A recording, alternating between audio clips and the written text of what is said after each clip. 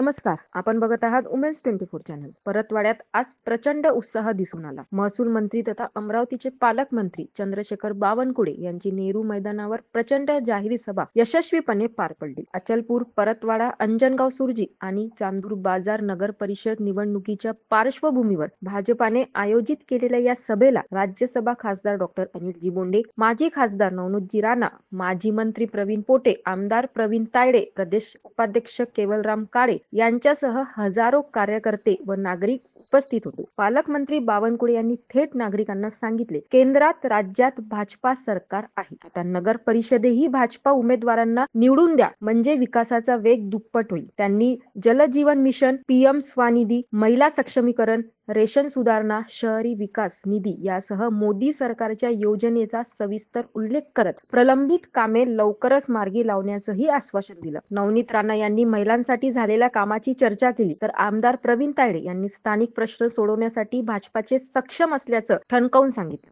मैदानावर उसळलेल्या जल्लोषाने आगामी नगर परिषद निवडणुकीत भाजपाचा दणदणीत विजय निश्चित असल्याचं चित्र स्पष्ट दिसतं. अशा बातमीसाठी बघत रहा उमेन्स 24 चॅनल.